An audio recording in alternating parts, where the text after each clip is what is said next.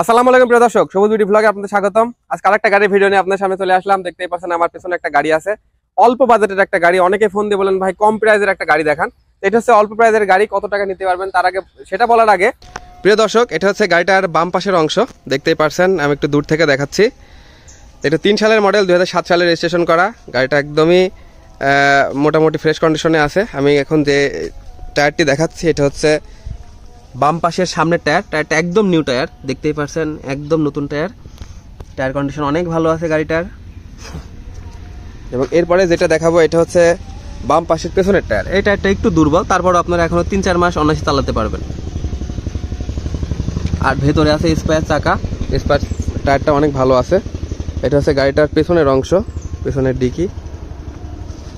আমি একটু এগুলো ভালো করে দেখাচ্ছি, আপনারা একটু দেখেন তাহলে বুঝতে পারবেন কোথাও মার্কাট আছে কিনা।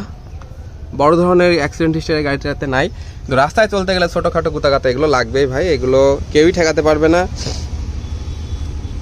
একটু ভালো করে দেখেন এগুলো, তাহলে বুঝতে পারবেন।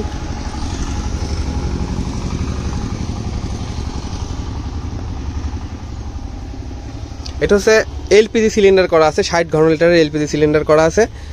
তো যারা সিএনজিতে, যাদের এলাকায় এখনো সিএনজি গ্যাস যায়নি, তারা এই গাড়িটা নিলে আপনারা এলপিজিতে চালাতে পারবেন গ্যাসে।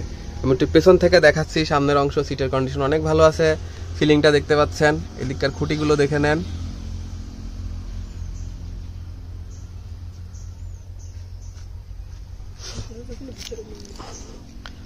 এটা হচ্ছে গাড়িটার ডান পাশের অংশ। এটা 4 ডোরের গাড়ি, যার কারণে ডান পাশে দরজা নাই, ড্রাইভিং প্যানেলের পাশে একটা দরজা আছে। এটা হচ্ছে গাড়িটার ডান পাশের পেছনের চাকা।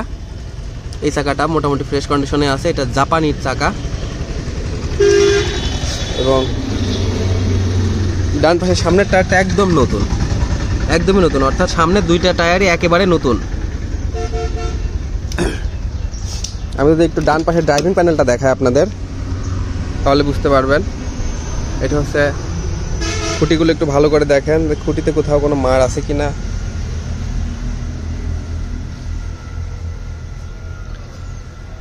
যারা দূর থেকে আসবেন তারা ভিডিওটা একটু পুরোপুরি দেখবেন, তাহলে বুঝতে পারবেন।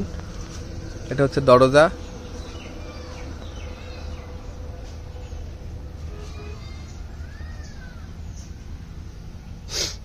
এটা হচ্ছে ড্রাইভিং প্যানেল, এটা মিটার বোর্ড। এখানে একটা বেবি সিট আছে, যেহেতু একটা জিএল গাড়ি বেবি সিট থাকে।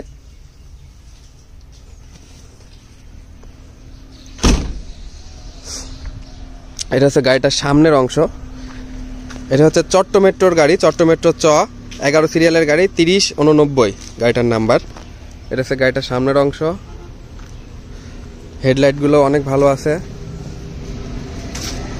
দেখতেই পাচ্ছেন।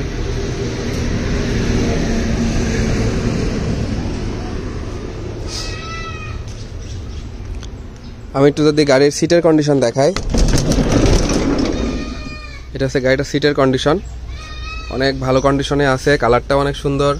যারা নিবেন তারা নিয়ে চেঞ্জ করা লাগবে না, কোথাও কোনো ছিঁড়া ফাটা নাই, মোটামুটি ফ্রেশ কন্ডিশনে আছে। এটা হচ্ছে সিলিং, সামনে যথেষ্ট জায়গা। যারা এই গাড়িটা নিয়ে ভাড়া মারতে চান তাদের জন্য অনেক ভালো হবে।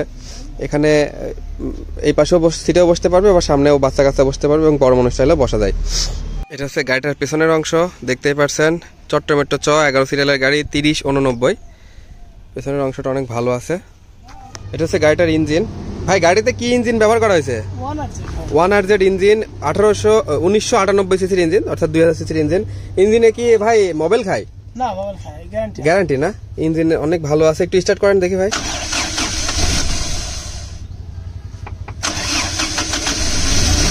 এটা হচ্ছে ম্যানুয়াল গিয়ারের গাড়ি, আপনারা দেখতেই পাচ্ছেন। এটা হচ্ছে ম্যানুয়াল গিয়ারের গাড়ি হবে। ইঞ্জিনটা অনেক ভালো আছে, এক্সট্রা কোনো নয়েজ নাই, সাউন্ডটা অনেক সুন্দর। ঠিক আছে ভাই, বন্ধ করে দেন। এটা হচ্ছে গাড়িটার ড্যাশবোর্ড, আর এটা হচ্ছে সামনের বাম পাশের দরজা। আমি একটু খুঁটিগুলো একটু ভালো করে দেখাই।